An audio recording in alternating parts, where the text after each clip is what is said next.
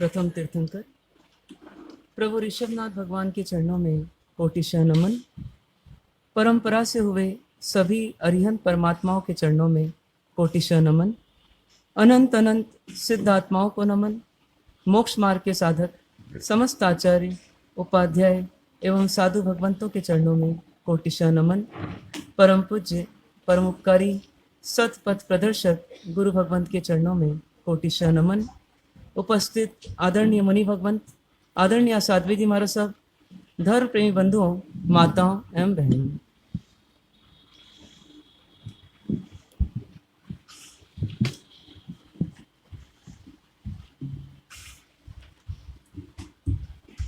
चातुर्मास का प्रारंभ और जिनवाणी के माध्यम से सत्य को समझने का एक प्रयास। 4 महीने की चातुर्मास की वेला और ऐसी 4 दिनों की जिंदगी। 4 दिनों की जिंदगी में यदि हम 4 पार्ट करें तो पहला पार्ट जाता है जिसमें हम कुछ अध्ययन करते हैं, ज्ञान प्राप्त करते हैं। दूसरा काल जाता है जिसमें हम अपने आप को उस ज्ञान पर जीने के लिए पात्र बनाते हैं। तीसरा पार्ट जाता है कि अब हम उस ज्ञान का पूरा अभ्यास करते हैं, जीने का अभ्यास करते हैं, आचरण का अभ्यास करते हैं। और चौथा पार्ट जाता है कि हम आचरण को अपने जीवन में सहज बना देते हैं, यानी वह आचरण किसी दबाव से ना हो बल्कि वो सहज हो जाए। ठीक उसी प्रकार से चातुर्मास में भी सावन मास में श्रवण करना और ज्ञानार्जन करना, भाद्रपद में अपने आप को भद्र बनाने का प्रयास करना, यानी अपने आप को लायक और योग्य बनाने का प्रयास करना, आसोज मास में अपने आचरण को सुधारने का प्रयास करना, और अंतिम कार्तिक मास में उस आचरण को अपने जीवन में सहज बना देना, जिससे गुरु महाराज की बैसाखी अब छूट भी जाए तो भी हम अपने ऊपर निर्भर होकर के अपने बल पर अब आगे जीते रहेंगे। इस प्रकार से 4 मास का विश्लेषण इस प्रकार से भी किया जा सकता है। इसमें सबसे महत्वपूर्ण मास सावन मास, और सावन मास में करने योग्य कार्य जिनवाणी का श्रवण। जिनवाणी को प्रारंभ करते हुए ऐसा एक विचार किया गया है कि हर दिन आपको कोई ना कोई एक विषय से परिचित कराने का प्रयास किया जाएगा। उस विषय को आप समझने का प्रयास करें और उस विषय में अपने लिए जो उपयोगी विचार हों, उन विचारों को आत्मसात करने का, उन पर चिंतन मनन करके आत्मसात करने का प्रयास करें। आज का अपना विषय है परमात्मा से प्रेम, जीवन का कुशल क्षेम। परमात्मा से प्रेम, जीवन का कुशल क्षेम। इस विषय को थोड़ा समझ लें हम। जो व्यक्ति या जो वस्तु हमें पसंद आ जाती है, हमें उससे एक लगाव हो जाता है, उस लगाव को ही हम प्रेम कहते हैं। लेकिन हमने अनेकों से प्रेम किया होगा आज तक, पर शायद किसी एक व्यक्तित्व से नहीं किया, जिनका नाम है परमात्मा, जिनका नाम है प्रभु। तो उन परमात्मा से प्रेम हो जाए, यह आज के दिन हमको चिंतन करना है। लेकिन इससे हमें क्या मिलेगा? तो जिसे परमात्मा से प्रेम हो जाता है तो उसका कुशल क्षेम सहज हो जाता है। कुशल क्षेम किसे बोलते हैं? पुराने लोग पत्र लिखते थे तो कुशल क्षेम पूछते थे। तो कुशल क्षेम किसे कहते हैं? तो शास्त्रीय भाषा में कहें तो जो अप्राप्त है उसकी प्राप्ति हो जाना, उसे कहते हैं कुशल। और जो प्राप्त है उसकी सुरक्षा हो जाना, उसका नाम है क्षेम। तो कुशल क्षेम मतलब क्या हो गया कि जो अप्राप्त है उसकी प्राप्ति हो जाना, और जो प्राप्त है उसकी सुरक्षा रह जाना, मतलब बने रह जाना, उसका नाम है कुशल क्षेम। तो जीवन में हम जो चाहते हैं कि हमें जीवन में शांति खुशहाली मिले, तो ना हो तो प्राप्त हो जाए, और प्राप्त हो तो सुरक्षित रह जाए, यह अपने जीवन का लक्ष्य है। लेकिन इसका आधार कौन बनेगा? इसका आधार कौन बनेगा? तो प्रेम बनेगा। पर वो प्रेम किसके प्रति होगा? तो परमात्मा के प्रति होगा। तो हमें एक चिंतन आज यही करना है कि यदि परमात्मा से प्रेम हो जाए तो हमारे जीवन का कुशल क्षेम कैसे हो जाए, उसको समझना है और उसको अंतर में उतारने का प्रयास करना है। विषय को प्रारंभ करते हैं। जैसे अपन कभी सड़क पर जाते हैं, किसी मार्केट में जाते हैं, बहुत धूल भरी सड़कें होती है, धूल भरे मार्केट होते हैं, तो अक्सर पोल्यूशन के कारण से हमारे वस्त्र या हमारा शरीर मैला हो जाता है। हम जब निकलते हैं तो उस समय अपने आप को बिल्कुल टिप टॉप करके निकलते हैं, लेकिन जब वापस आते हैं तो कभी कभी हमें लगता है कि जो पाउडर हमने लगाया था, जो क्रीम हमने लगाया था, जो विलेपन हमने लगाया था, उसके साथ साथ धूल भी जुड़ चुकी है। इसलिए अब धूल को निकालने के लिए उस विलेपन को भी निकालना पड़ेगा, क्योंकि धूल हम रख नहीं सकते। गए थे तो साफ सुथरे थे, आए तो मेले आए। जैसे हम घर में आए तो मेले आए, उसी प्रकार से इस जीवन में आए अपन तो कैसे आए? जब अपना जन्म हुआ तो साफ सुथरे थे या मेले थे? क्या माने अपन? ऐसे तो हम बड़े हो चुके हैं, हमें अपना बचपन याद नहीं है, लेकिन फिर भी विचार करते हैं। तो आज जिसको क्रोध आता है, जिस लेवल का आता है, वो विचार करे मुझे कब से आता है। आज यदि किसी को भय होता है तो भय कब से हो रहा है। यदि किसी को आज ईर्ष्या होती है किसी को देख करके, तो ईर्ष्या का आइटम बदल चुका होगा भले, लेकिन ये ईर्ष्या की आदत मेरी कब से है। किसी को नेगेटिविटी में जाने की आदत होती है तो कब से है। किसी को बिना विचारे बोलने की आदत है तो कब से है। विचार तो कर सकते हैं अपन, अतीत में झांक सकते हैं हम, तो कहां तक देख सकते हैं। क्रोध आता है हमें, क्रोध आता है हमें, आता है। यदि क्रोध आता है तो 1 साल पहले आता था, 5 साल पहले, 10 साल पहले। अच्छा, धीरे 10 साल की उम्र में जब थे तब पहुंचे हम, तो उस समय क्रोध आता होगा क्या? अपने दोस्त यार थे छोटे छोटे, अपन भी उस समय छोटे छोटे, तो कभी कभी ढिशुम ढिशुम होती थी क्या? मारपीट होती थी क्या? कभी उसने मेरा टिफिन का कुछ खा लिया तो मुझे टेंशन आता था क्या? या मेरी बॉल जो है उसने फेंक दी कहीं पर तो टेंशन आता था क्या? क्रोध आता था क्या? वो पता पड़ता आता था।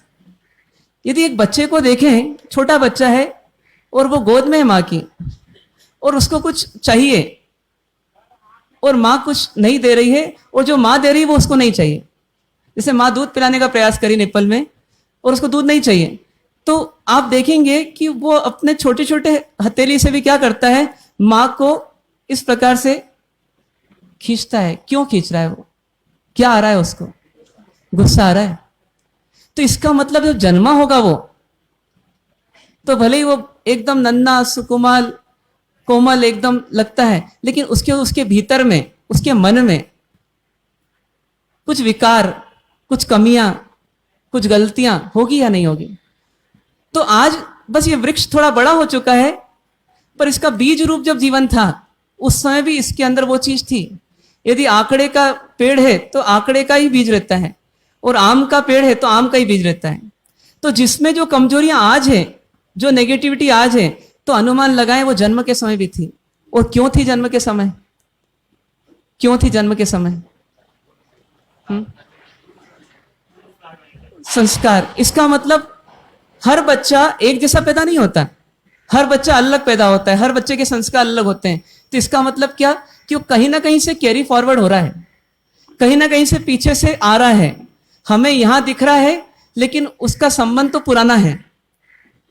आज कोई व्यक्ति इंडिया का है और अमेरिका चला गया, तो अमेरिका जाने के बाद में भी वो पैसा यहीं छोड़ गया भले ही, या प्रतिष्ठा यहीं छोड़ गया, या जान पहचान मित्र मंडली सब यहीं छोड़ गया, पर अपना स्वभाव तो साथ में लेकर जाता ही है। तो उसी प्रकार से यदि हम देखें तो हम किसी फॉरेन से यहाँ आए, मतलब किसी अन्य गति से, किसी अन्य योनि से हम चल करके यहां आए, तो यहां साथ में क्या लाए? तो यहां साथ में हम मन को लेकर आए, उसे हम आत्मा बोलते हैं। मतलब आत्मा स्वयं है, और आत्मा और मन को कुछ समय के लिए एक माने, तो हम आत्मा और आत्मा के भाव हम साथ में लेकर आए।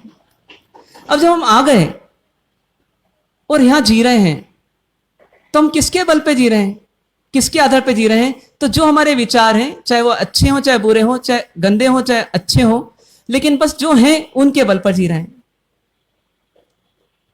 अब यदि इस मन का विश्लेषण करें हम, तो इस मन के दो पार्ट करना होंगे। इस मन में जो भाव चलते हैं उसके दो पार्ट करना होंगे।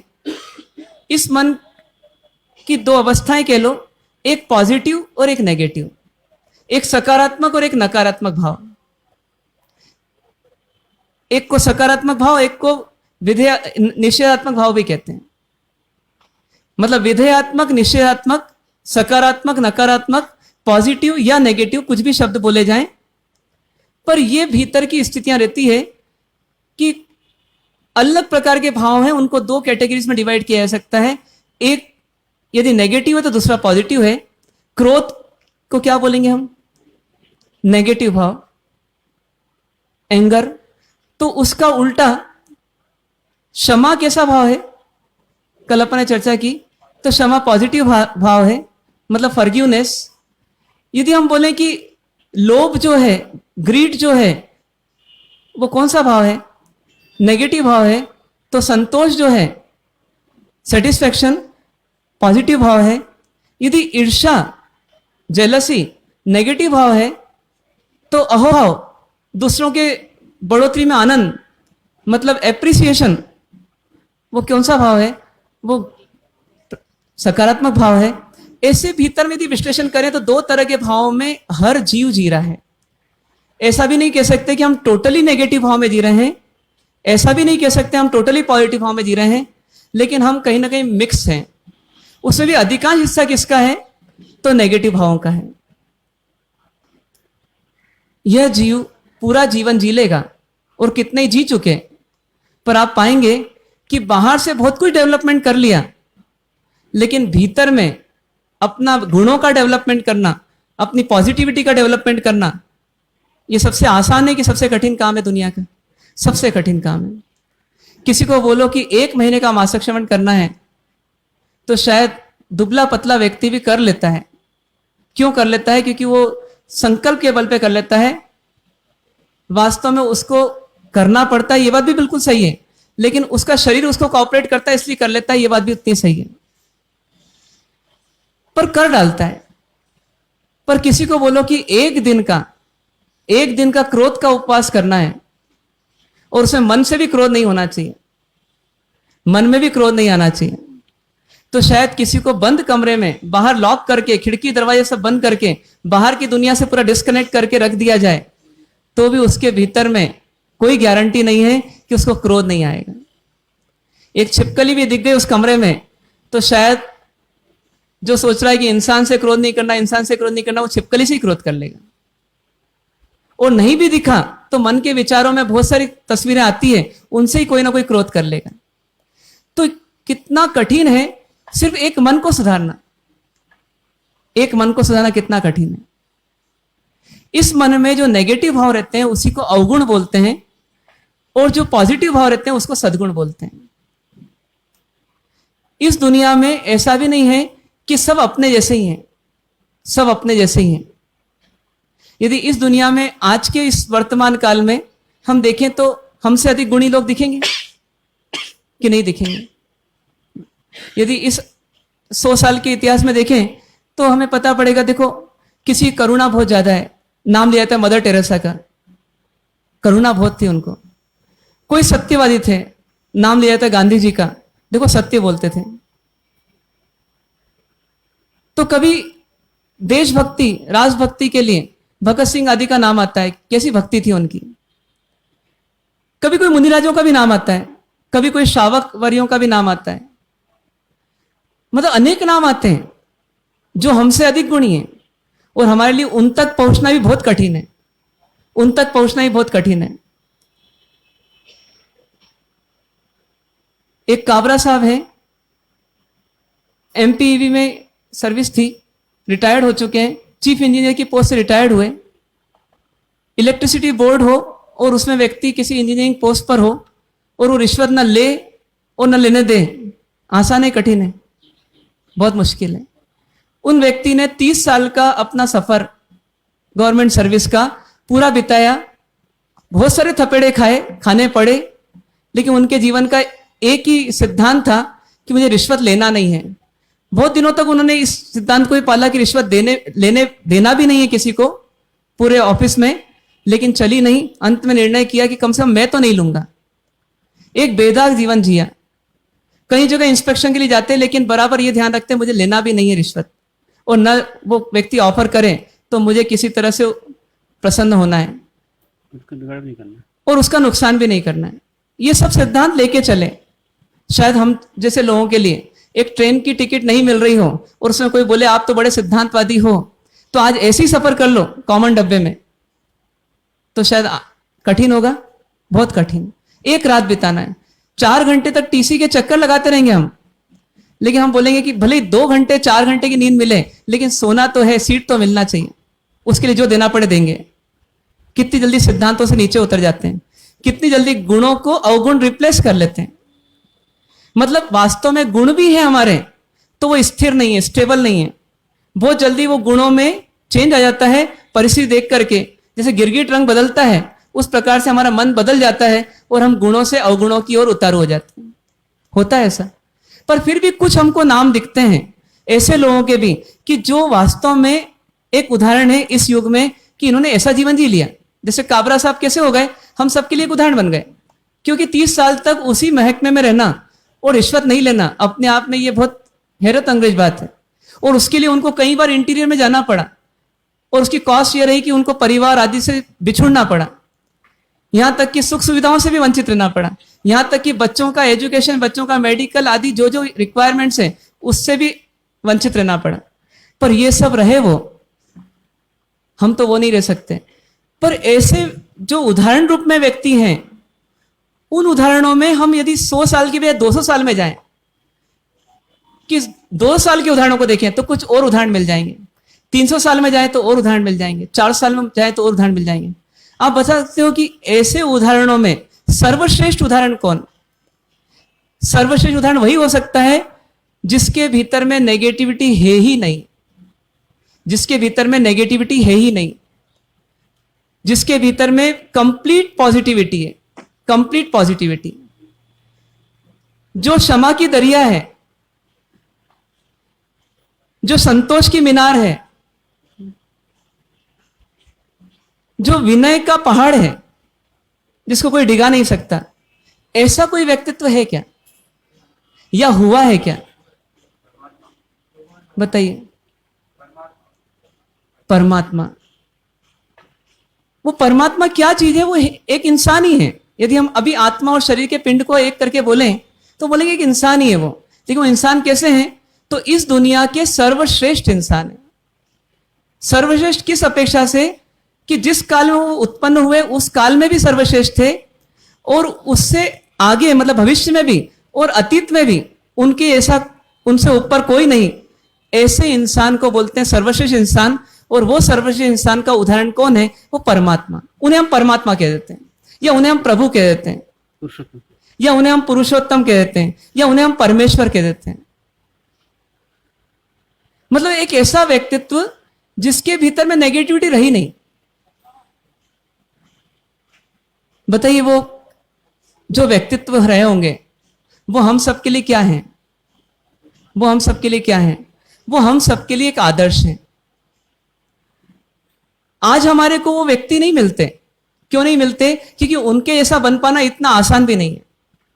तो हमारी एक मजबूरी होती है कि उनके व्यक्तित्व को सामने कैसे लाया जाए। तो कैसे लाते हैं अपन? तो हम प्रतिमा के माध्यम से लाते हैं। प्रतिमा के माध्यम से हम परमात्मा का एक अनुमान लगाते हैं कि जैसी प्रतिमा है वैसे ही कौन थे? वैसे ही परमात्मा थे। अब हम जैसे लोगों को एक विश्वास आना चाहिए, वो परमात्मा हुए होंगे या नहीं हुए होंगे? वो परमात्मा हुए होंगे या नहीं हुए होंगे? जैसे अभी समाधि मंदिर में किनकी प्रतिमा है? विचक्षण जी महाराज साहब की, है तो प्रतिमा, है तो प्रतिमा। और प्रतिमा यदि है तो आज के बच्चे को दिखाएं तो बोलेंगे एक स्टैचू है ये, जैसे महाराणा प्रताप का एक स्टैचू होता है चौक में, उसी प्रकार से ये भी एक स्टैचू है। हम कैसे मान लें ये आदर्श है हमारे? लेकिन जिन्होंने देखा उनको और जिन्होंने उनके उदाहरण को फील किया निकट से, तो क्या बोलते हैं, नहीं वो थे और उदाहरण थे, मिसाल थे और आदर्श थे। उसी प्रकार से हमें एक विश्वास करना चाहिए कि आज नहीं, एक पीढ़ी पहले नहीं, एक पीढ़ी पहले नहीं, ऐसे सैकड़ों हजारों पीढ़ियां निकल गई, पर जो भगवान महावीर और उनसे पूर्व के जो तीर्थंकर और केवली परमात्मा हुए और आज तक इस संसार में जो जो हुए हैं, वो सब वास्तव में परमात्मा रूप में थे और निश्चित थे। और ये विश्वास हमको लेके चलना चाहिए कि जैसे आज हमारे को इस युग में हमारे आदर्श के रूप में कोई हमारे निकट के व्यक्ति दिख जाते हैं कि देखो इनको क्रोध कम आता है और इनको लोभ कम आता है और ये कितने संतोषी हैं और ये कितने विनीत हैं और इनमें कैसे गुण है, ये देखो रोज पक्षियों को दाना डालते हैं और देखो कैसा दान देते हैं मुक्त हस्त से। तो जैसे हमको आज ये उदाहरण दिखते हैं, ऐसी सैकड़ों हजारों पीढ़ियों में कोई एक उदाहरण ऐसे बनते हैं जो कंप्लीट बेदाग होते हैं, जो कंप्लीटली गुणी होते हैं, जिनमें कोई दाग बचा ही नहीं। और उसी व्यक्ति का नाम क्या है? उसी व्यक्ति का नाम परमात्मा है। यदि मिट्टी में रहे हुए सोने को देखें और मिट्टी के ब्राउन रंग के साथ मिश्रित वो सोने का पीला रंग भी ब्राउनिश हो जाता है, तो हमें लगता है कि अरे सोना कहाँ है इसमें। लेकिन जब उसको पूरा का पूरा प्यूरिफाई कर लेते हैं और वो धीरे बढ़ते बढ़ते 16 तावों में 24 कैरेट का सोना बन जाता है, तो सामने जब आता है तो कैसा होता है? वो बेदाग होता है, मतलब उसमें अशुद्धि लेश मात्र भी नहीं। ऐसे एक व्यक्ति ने ऐसा पुरुषार्थ किया, कल्पना कीजिए कि ऐसा पुरुषार्थ किया कि वो अपने भीतर को पॉजिटिव करते करते करते करते प्यूरिफाई करते करते करते करते अपने सब अवगुणों पर विजय प्राप्त कर लेते हैं, तो उसका नाम, उनका नाम क्या पड़ जाता है? उनका नाम परमात्मा पड़ जाता है, प्रभु पड़ जाता है, परमेश्वर पड़ जाता है। अब यदि इस संसार के सर्वश्रेष्ठ इंसान के रूप में पूछा जाए कौन है, तो उसका उत्तर क्या आएगा? परमात्मा। क्यों परमात्मा? क्यों परमात्मा को सर्वश्रेष्ठ कहा जाए? कोई पैसे में आगे है, कोई पद में आगे है, किसी की प्रतिभा जो है वो जबरदस्त है, किसी का रूप सुंदर है, सुंदरतम है। इस संसार में एक से बढ़कर एक माइके लाल है, तो परमात्मा को सर्वश्रेष्ठ क्यों कहा जाए? परमात्मा को सर्वश्रेष्ठ क्यों कहा जाए? कोई बिल गेट्स का नाम लेता है, तो कोई जो है वो सचिन तेंदुलकर का नाम लेता है, कोई लता मंगेशकर का नाम लेता है, कोई नरेंद्र मोदी जी का नाम लेता है। तो ऐसे अनेक नाम चर्चा में है, तो इन सब में सर्वश्रेष्ठ कौन, किसे माना जाए? किसे माना जाए?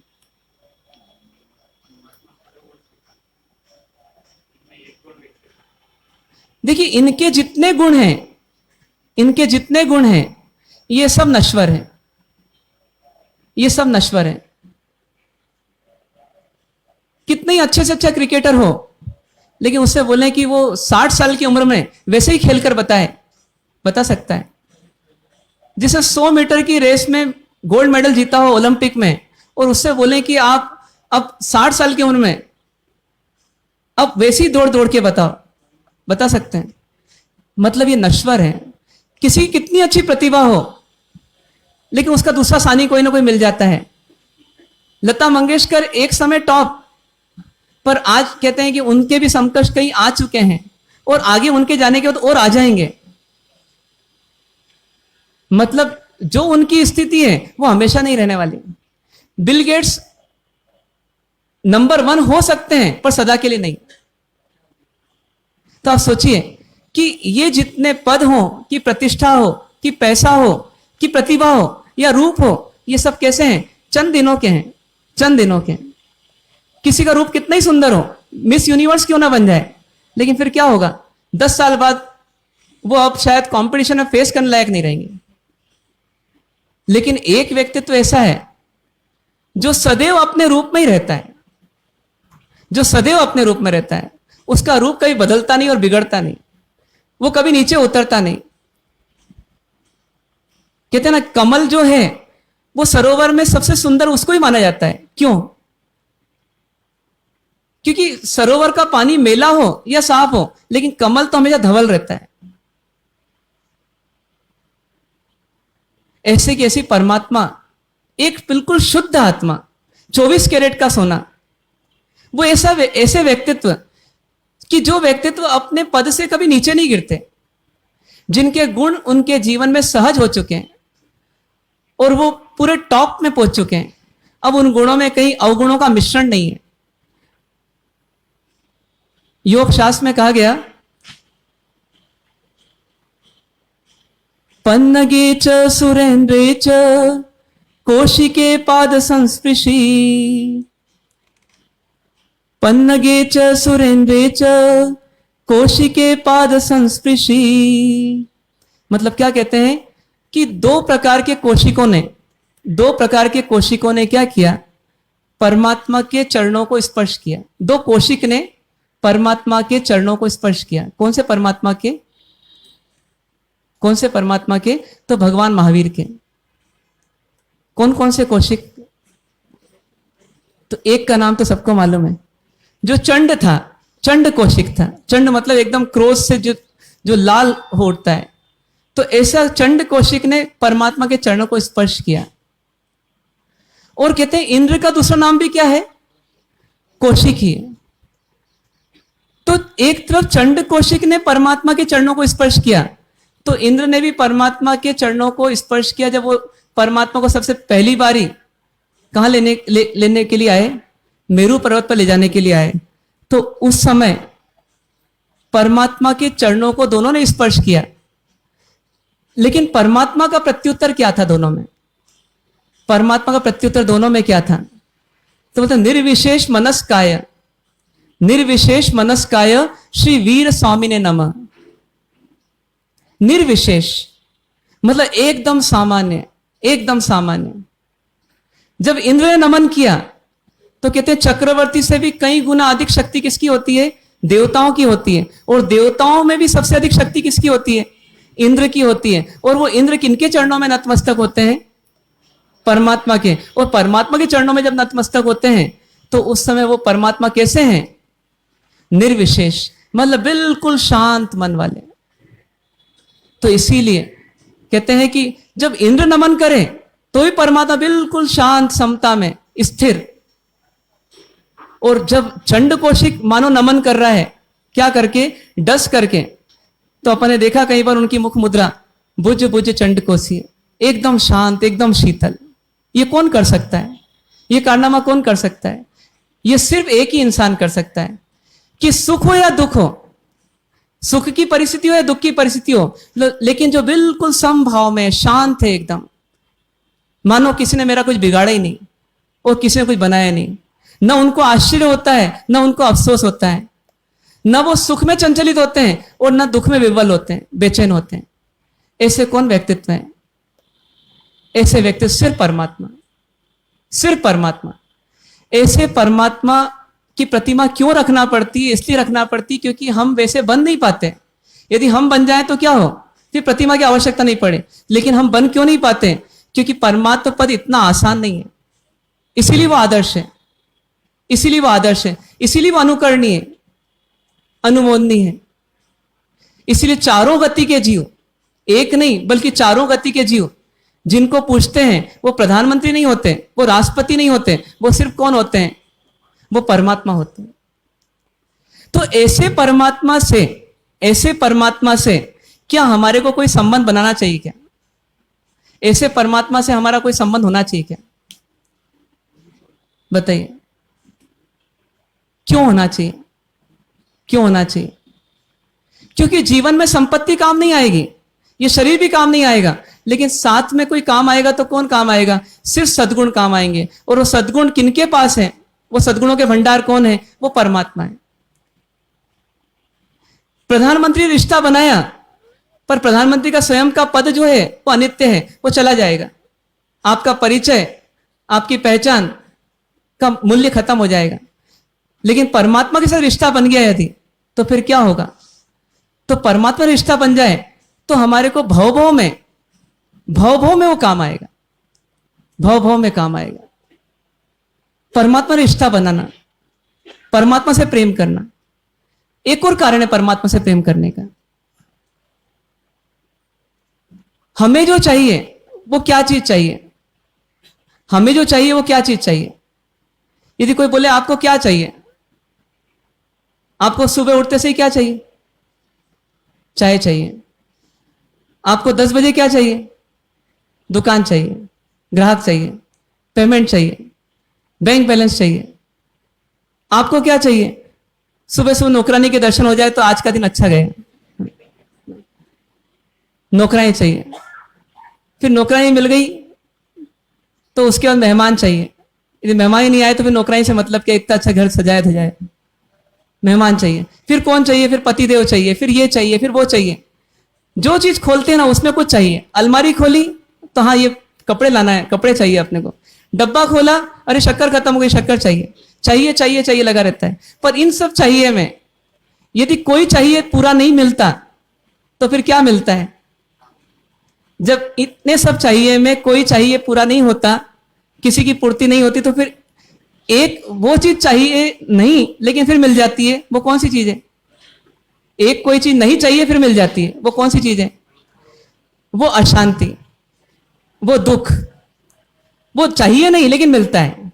दिन भर में हम बचते बचाते सब चाहियों की पूर्ति करते आते हैं, फिर भी गाड़ी कहीं ना कहीं किसी न किसी गड्ढे में तो गिरी जाती है और वो चाहिए की पूर्ति नहीं होती है और भीतर में जो नहीं चाहिए वो पैदा हो जाता है, वो दुख, वो अशांति। इसका कारण अपन आगे तो विशेष जानेंगे, लेकिन शॉर्ट में कहें तो इस दुख का कारण ये नहीं कि वो चीज नहीं मिली। इस दुख का कारण यह है कि हमारे अंदर पॉजिटिविटी की कमी है। ये संतोष अधिक होता तो घी खत्म हो जाता और लुखी रोटी खाते लेकिन क्या नहीं आता, दुख नहीं आता। पर संतोष का लेवल कम है तो घी खत्म नहीं हुआ, लेकिन घी का डब्बा जब देखा पेंदा आ गया तो 2-4 दिन की रोटी तो अच्छे से बन जाएगी, लेकिन वो पेंदा देखते से ही मन नाराज हो गया और निराश हो गया कि मैंने इनको 7 दिन पहले कह दिया था, ये अभी तक लाए क्यों नहीं। तो दुखिया को कुछ भी मिले तो भी वो दुखी हो ही जाता है, और सुखिया को कुछ नहीं मिले तो भी वो सुखी रह जाता है। हम सबकी गिनती किसमें, दुखिया में कि सुखिया में, दुखिया में। और हमको चाहिए क्या, हमको सुखिया बनना है कि दुखिया बनना है, सुखिया बनना। पर सुखिया बनना तो है लेकिन हमने आज तक सुखिया से प्रेम किया नहीं। वो परम सुखी है कौन, वो परमात्मा है। परमात्मा को कुछ भी चला जाए उनको दुख नहीं है, उनको दुख नहीं है। जब चंडकोशिक डस रहा था तो परमात्मा बुझ बुझ चंडकोशी क्यों बोल पाए, क्योंकि वो कैसे थे, वो सुखी थे, वो सुखी थे। ये दुखी व्यक्ति हो और उसको बोलो दूसरे के दुख के बारे में सोचना जरा, तो सीधे क्या बोलेगा, बोले भैया मेरा दुख पहले हल्का करूं कि इसका दुख देखूं मैं। तो हमेशा सुखी व्यक्ति दूसरे के दुख को देख सकता है और समझ सकता है। 2 तरह के लोग दिखते हैं दुनिया में, परमात्मा कौन से आप बताना। एक वो लोग हैं जिनके पास सुख बहुत है क्योंकि पुण्य का उदय जबरदस्त है, वो सुखी दिखते हैं, लेकिन अंदर से विकार बहुत है, अंदर में मन में गंदगी बहुत भरी हुई है। लेकिन वो गंदगी का असर इसलिए नहीं क्योंकि पुण्य का उदय जबरदस्त है, तो बाहर में सब जो चाहते हैं वो मिलते आता है पुण्य के उदय में, तो अंदर की गंदगी दबी रहती है और बाहर में सुख चैन दिखता है। वो सुखी है किंतु विकारी है, वो सुखी है किंतु विकारी है। कुछ लोग उल्टा होते हैं, उल्टे होते हैं मतलब कैसे होते हैं, वो धर्म आदि करते हैं, अपने ऐसे लोग आपके हमारे ऐसे, वो धर्म करते हैं, उपवास करा, बेला करा, तेला करा, जो भी करा, या कभी कोई जप किया, तप किया, सेवा दी। लेकिन देखिए कि हम कुछ न कुछ पवित्र हैं, कुछ न कुछ पवित्र हैं, इसलिए हम धर्म आराधना करते हैं। लेकिन हम धर्म आराधना करते हैं किंतु हम सुखी नहीं रहते, हमारे चेहरे पर प्रसन्नता नहीं रहती, हमारे चेहरे पर आनंद नहीं रहता है। 2 तरह के लोग हैं दुनिया में, एक सुखी है पुण्य के उदय से लेकिन मन विकृत है, विकारी है, बहुत सारी गंदगियां हैं, क्रोध लोभ बहुत है। और दूसरे वो लोग जिनके पास अंदर में थोड़ी पवित्रता है, धर्म है, लेकिन बाहर में प्रसन्नता नहीं दिखती, होता है ऐसा? परमात्मा किस में शामिल है? इन दोनों में से परमात्मा गजब है। परमात्मा ना तो विकारी है और ना परमात्मा दुखी है। यानी परमात्मा अंदर से पूरे पवित्र हैं और बाहर से पूरे प्रसन्न है। इसीलिए परमात्मा परमात्मा है। चैलेंज ये नहीं है कि आप दुख को सहन कैसे करते हो, मतलब सहन कितना करते हो। चैलेंज ये है कि आप दुख को सहते हुए प्रसन्न कितने रहते हो। परमात्मा के उपसर्गों में परमात्मा की देखने योग्य छटा है तो क्या है? तो देखने योग्य छटा यह है कि उनको मिल रहा है दुख, लेकिन वो हैं कैसे? प्रसन्न। वो हैं कैसे? प्रसन्न। अपन कभी समाज सेवा कर रहे हो और कोई ज्यादा ही हमारी गलती बताए तो हम क्या बोलेंगे? जेब में से एक कागज निकालेंगे, फटाफट 2 लाइन लिखेंगे, लो मेरा इस्तीफा लो, मैं नहीं सुन सकता तुम्हारी। तो भैया आप सेवा कर रहे थे कि ईगो सेटिस्फाई कर रहे थे? पर हमारी ये स्थिति है, हम अच्छे कामों के साथ भी कुछ नेगेटिविटी रखते हैं जिसके कारण से हम सुखी होकर नहीं कर पाते। नहीं तो किसी को सुनना भी तो सेवा है। किसी को सुन लेना, किसी के भड़ास को सुन लेना, वो भी बहुत बड़ी सेवा है। एक शारीरिक रूप से रोगी व्यक्ति बोलता है मेरे लिए खिचड़ी बनाओ, तो अपन खिचड़ी बना देते हैं, तो अपन उसकी सेवा मानते हैं ये। तो यदि कोई मानसिक रूप से रोगी है और उसको स्ट्रेस आ रहा है, क्रोध आ रहा है, और उस समय यदि हमने उसको सिर्फ सुन लिया कुछ समय के लिए, तो बताइए उसकी सेवा है कि नहीं? थोड़ी देर बाद वो शांत हो जाता है। आपकी पत्नी रोज यही तो शिकायत करती है आपसे कि रात में मेरी सुन तो लो कम से कम। दिन भर में सासू जी ने मेरे को कितनी तकलीफ थी, पर आप क्या बोलते हैं मैं तेरी नहीं सुनूंगा, तो फिर झगड़े और बढ़ जाते हैं। नहीं तो थोड़ी देर सुन लो, वो शांत हो जाती है। तो सोचना ये हमारे को कि परमात्मा की कितनी बड़ी खूबी है कि परमात्मा अंदर से इतने पवित्र हो चुके हैं कि बाहर से दुख मिलता है तो ही प्रसन्न रहते हैं। तो ऐसे परमात्मा से यदि हमने रिश्ता बना लिया तो न तो ये परमात्मा कभी अपने पद से नीचे गिरेंगे, पहली बात, मतलब हमेशा हमारे लिए आदर्श रहेंगे। और दूसरी बात ये कि न ये कभी हमको धोखा देंगे, क्योंकि ये तो क्या है, ये राग द्वेष के विजेता हैं। ये सब प्रकार के जो कषाय हैं, सब प्रकार के विकार हैं, इनको समाप्त कर चुके हैं। और ये तो निर्विकारी हैं, निस्वार्थ हैं, अपेक्षा नहीं इनको कुछ हमसे। यहां तक कि ये अपेक्षा भी नहीं कि मेरी पूजा करें, तुमको पूजा से लाभ हो तो तुम पूजा कर लो। तो ऐसे परमात्मा से हम प्रेम करेंगे, ऐसे परमात्मा से हम नाता जोड़ेंगे, तो ये परमात्मा हमारे को कभी धोखा नहीं देंगे। और जितना इतना इन परमात्मा के निकट रहेंगे, हमारा मनोबल बढ़ता है, हमारा चारित्र बल बढ़ता है, हमारा आत्मिक बल बढ़ता है, और हमारे भीतर में जो नेगेटिविटी है अपने आप क्या होती चली जाती है? खत्म होती चली जाती है। इसलिए हमारे जीवन में यदि सबसे निकटतम कोई होना चाहिए तो कौन होना चाहिए? परमात्मा। इसलिए परमात्मा को किस दृष्टि से देखना? तो देखने वाले ने जब कोशिश की तो कहा कि कभी तो इन्हें माता का रूप दिखता है, कभी पिता का रूप दिखता है, कभी बंधु का रूप दिखता है, कभी भाई का रूप दिखता है। इसलिए बोलते हैं त्वमेव माता पिता त्वमेव, त्वमेव सखा, त्वमेव बंधु सखा त्वमेव। मतलब जब इनको देखते हैं तो इनमें देखने की कोशिश करते हैं तो इनमें अपनापन लगता है, क्योंकि जैसा अपना व्यक्ति होता है तो हमेशा अपना भला करता है। ऐसे ये परमात्मा भी क्या करते हैं? हमेशा अपना भला ही करते हैं, लेकिन बुरा कभी नहीं करते। इसलिए इस मनुष्य भाव में इन परमात्मा से कैसा संबंध हो जाना चाहिए कि ये संबंध जो है, कितने प्राण जाए पर ये नाता ना टूटे।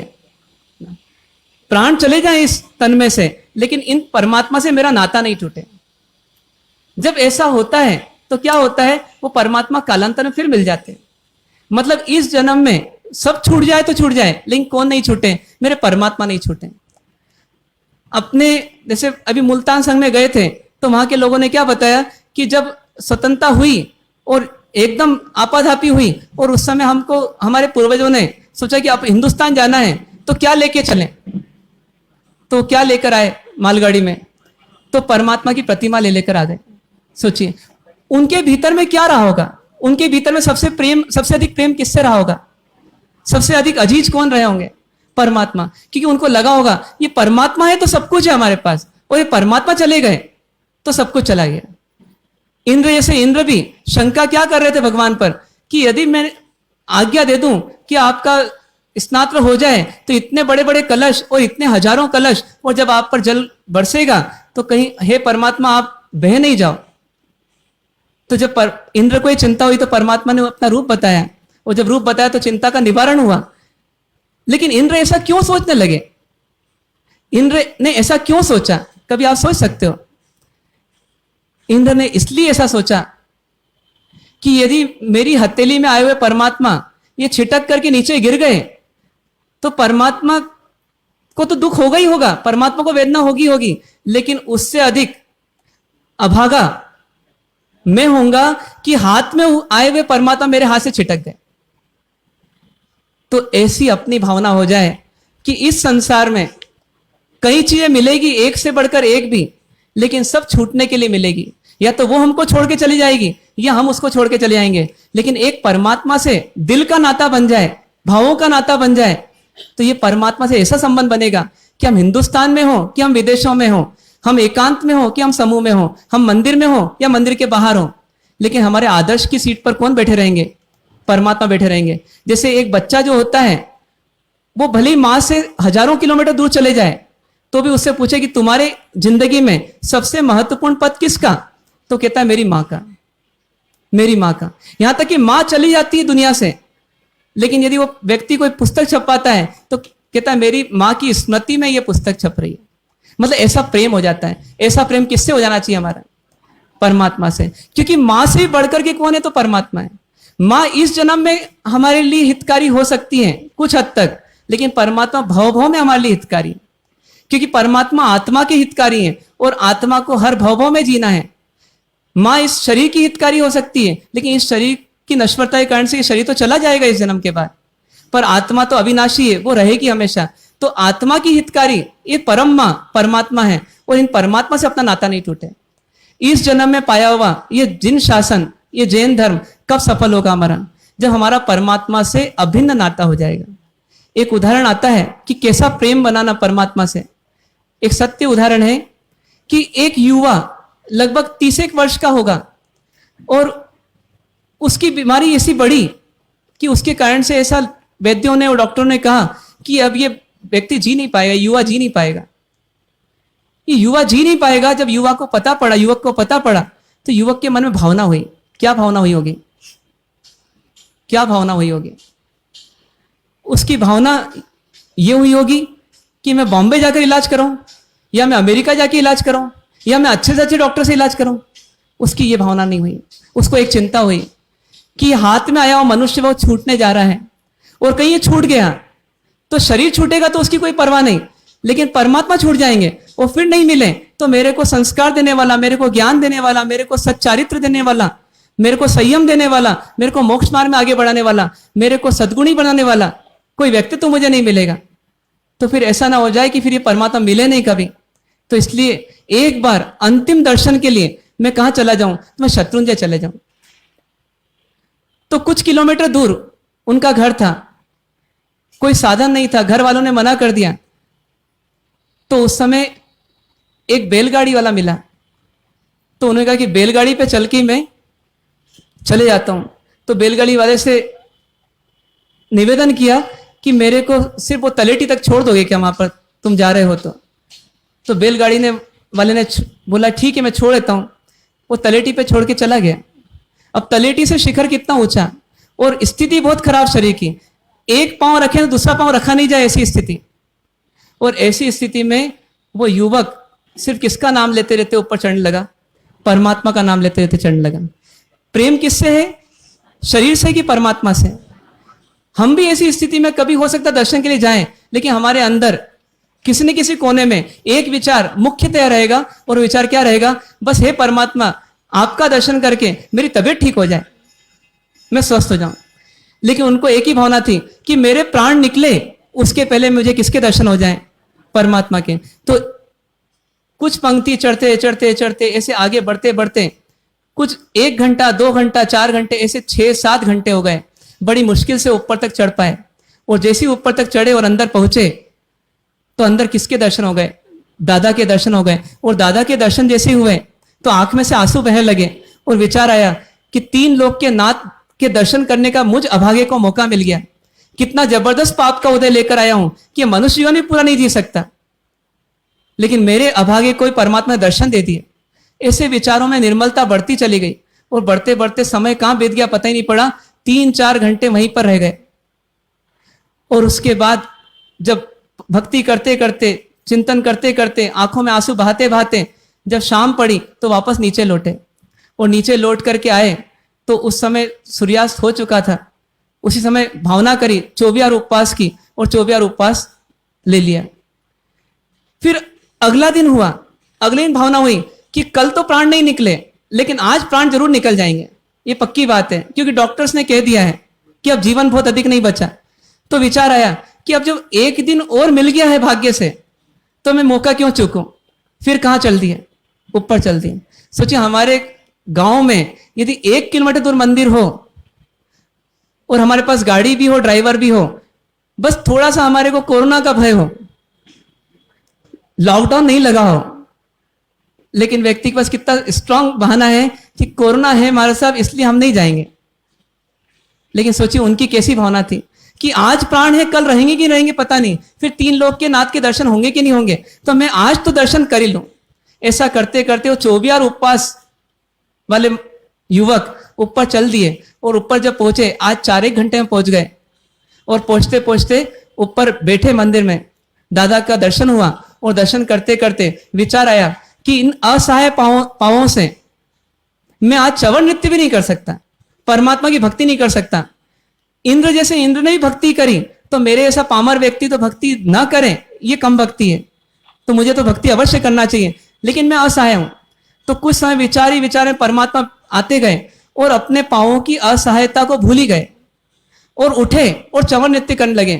तो कहते हैं कि 3-4 घंटे तक वो 24 उपवास वाले युवक जो मरणासन्न थे, वो व्यक्ति नृत्य करते गए, वो परमात्मा की भक्ति करते गए। नृत्य तो एक बहाना है, चंवर एक बहाना हो सकता है, नृत्य एक बहाना हो सकता है, दादा का दरबार एक बहाना हो सकता है।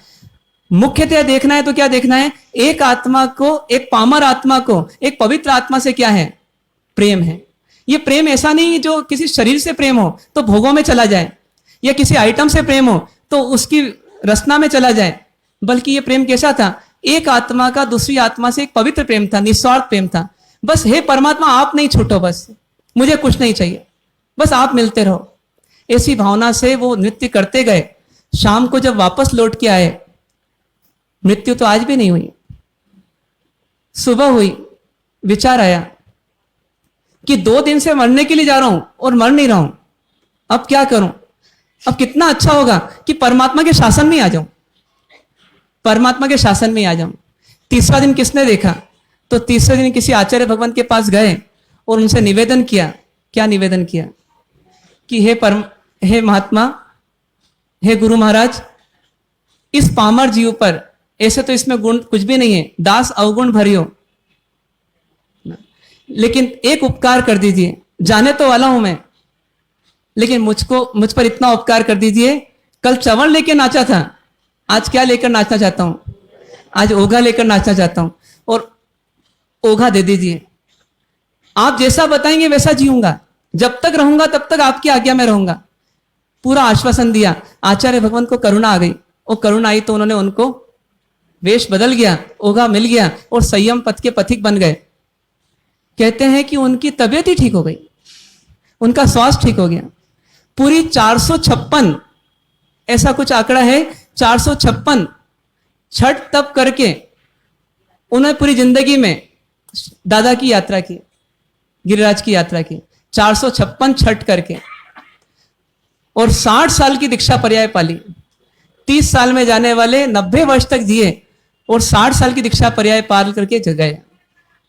देखने योग्य तो क्या है, बस उनके पास भी भौतिक समृद्धि की कमी नहीं थी, चकाचौंध की कोई कमी नहीं थी। 5 इंद्रियों के विषय हर भाव में आपने को मिलेंगे, लेकिन 5 इंद्रियों के पार जाकर के एक परमात्मा, वो हर भाव में नहीं मिलेंगे। जो 5 इंद्रियों के बैरियर में अटक गया, वो किसको पाने से चूक गया, परमात्मा को पाने से चूक गया। और इसमें 5 इंद्रियों को तो तुच्छ माना और इनको एक तरफ छोड़ करके सीधे परमात्मा से जुड़ गया, तो फिर वो चंदन बाला और गौतम स्वामी बन गए।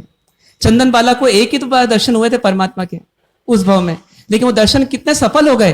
कैसे प्रेम का संबंध बना होगा कि सूखे सूखे बाकुले देकर के भी गीला गीला प्रेम, आर्द्र प्रेम कैसा आ गया कि जब परमात्मा को केवल ज्ञान हुआ और देशना सुनने कौन आ गई, चंदन बालाजी आ गई और प्रथम क्या बन गई, साध्वी बन गई, और बाद में जाकर क्या बन गई, उस परम पद को प्राप्त हो गई। कहते हैं उत्तम संगे रे उत्तमता वधे रे सधे आनंद अनंतो जी। मतलब एक बार उत्तम का संग पकड़ लो, एक बार उत्तम का साथ पकड़ लो, तो फिर अनंत सुख की प्राप्ति हुए बिना नहीं रहेगी और अनंत काल तक हुए बिना नहीं रहेगी। तो एक सबसे प्रेम किया हमने, लेकिन सिर्फ एक से प्रेम नहीं किया है। वो प्रेम किनसे नहीं किया, बस परमात्मा से प्रेम नहीं किया। तो अभी तक तो टीकी लगाने जाते थे, या अभी तक दर्शन देने जाते थे, या अभी तक ये कॉलर ऊंची करते थे कि देखो मैं आज परमात्मा के दर्शन करके आया हूं। ये काम छोड़िए और थोड़ा देखिए कि जिस प्रतिमा के हम दर्शन कर रहे हैं, वो प्रतिमा वाले, वो परमात्मा, वो प्रतिमावान परमात्मा वो कैसे हैं, और वो परमात्मा इतने उच्च हैं कि बड़े से बड़े उपसर्ग और कष्टों में विवल नहीं होते, बेचैन नहीं होते। तो ऐसे ही मुझे बनना है, और ऐसे बनने के भाव से अपने लक्ष्य से प्रेम कर लीजिए। वो एवरेस्ट की चोटी है भले, और आप अभी जमीन पर हुए तेज सिंह हो, लेकिन आप वहां तक पहुंच सकते हो यदि आपको अपने लक्ष्य से क्या हो जाए, प्रेम हो जाए। तो एक प्रेम अवश्य करना। ये यदि प्रेम हो गया तो क्या फायदा होगा, तो हमारे जीवन में कभी तामसिकता नहीं आएगी, मतलब कभी गंदगी नहीं आएगी। हमारे जीवन में उत्तरोत्तर निरंतर सात्विकता बढ़ती चली आएगी, पवित्रता बढ़ती चली आएगी। गंदी राहों पर रोकने के लिए हम पर बाहर का अंकुश लगाने की जरूरत नहीं पड़ेगी। हमारा विवेक बोलेगा, हमारा आत्मबल बोलेगा कि जब मेरे प्रभु का ये मार्ग नहीं है तो मैं इस मार्ग पे कैसे चल सकता हूं। ऐसे अपने जीवन में अच्छाइयां दिनों दिन आती जाएगी, वो बुराइयां दिनों दिन घटती जाएगी। तो ऐसा प्रयास आप हम सब करें कि बस इस संसार में आए हैं तो एक से प्रेम कर लें, एक से प्रीति कर लें, और उस प्रीति को छोड़े नहीं, चाहे उसके लिए शरीर को भी नहीं गंवाना, क्यों ना गंवाना पड़े। ऐसी प्रीति हमारी परमात्मा से हो जाए। आप भी कोशिश करें, मैं भी करूं। इन्हीं शुभ भावों से विराम। ओम शांति शांति शांति। ऐसा विश्वास दिल में जमाते चलो, ऐसा विश्वास दिल में जमाते चलो, सिद्ध अरिहंत मन में रमाते चलो, सिद्ध अरिहंत मन में रमाते चलो। वक्त आएगा ऐसा कभी ना कभी, वक्त आएगा ऐसा कभी ना कभी, सिद्धि पाएंगे हम भी कभी ना कभी, सिद्धि पाएंगे हम भी कभी ना कभी। पचक खंड। तिव्या उपवास सूर्य हो गए अपतरण पच गई तिव्यम परम अस्नम खाई सनतम पाण हर पोर्सिम 60 पोर्सिम वर्ष बच गई अनत नवणम सहसा गणम पच्चम कलम दिशा मणु सुतनम बोसरई पोर्सी 60 पोर्सी एकासना व्यासना आई बिलीवी उगय सुनोकार से हम पोर्सिम 60 पोर्सिम वर्ष बच गई चवम परम अस्नम पाणम खाई सनतम सहसा गणम पच्चम कलम दिशा मणु सुतनम आई बिलम निवि विगय पच गई नतल लेवलम गिस्से संकुत परसुतम एकासनम व्यासनम पच गई तिम परम खाई सनतम सागणम आउंटन पसाव गुरठसुतम बोसिरई। आज का नियम, एक प्रयास करना है हमें जो लंबे समय तक हमारे जीवन में चले, कि जब परमात्मा का इतना अहम स्थान हमारे जीवन में है और उनसे हमको प्रीति बढ़ाना है, प्रेम बढ़ाना है, अपनी आत्मीयता बढ़ाना है, तो कम से कम परमात्मा के एक बार दर्शन हो। और जो दर्शन करते हैं वो कोशिश करें कि एक बार परमात्मा के अंगों की स्पर्शना पूजन के माध्यम से अवश्य हो। इतना हमारा कम से कम एक नियम बने, और हम अपने व्यस्त जीवन में भी 10 मिनट का 5 मिनट का समय निकाल करके भी परमात्मा के दर्शन और पूजन अवश्य करें। मांग ले। चत्तारि मंगलम, चत्तारि मंगलम अरिहंता मंगलम सिद्धा मंगलम साहु मंगलम केवली प्रणतम मंगलम। चत्तारि लोकोत्तम अरिहंता लोकोत्तम सिद्धा लोकोत्तम साहु लोकोत्तम केवली प्रणतम लोकोत्तम। चत्तारि शरणं प्रवज्जामि अरिहन्ते शरणं प्रवज्जामि सिद्धे शरणं प्रवज्जामि साहु शरणं प्रवज्जामि केवली प्रणतम धम्मं शरणं प्रवज्जामि। सर्वमंगल मांगल्यं सर्वकल्याण कारणं प्रधानं सर्वधर्माणां जैनं जयति शास्त्रम्। देव की जय। बैठ जाइए। सर आप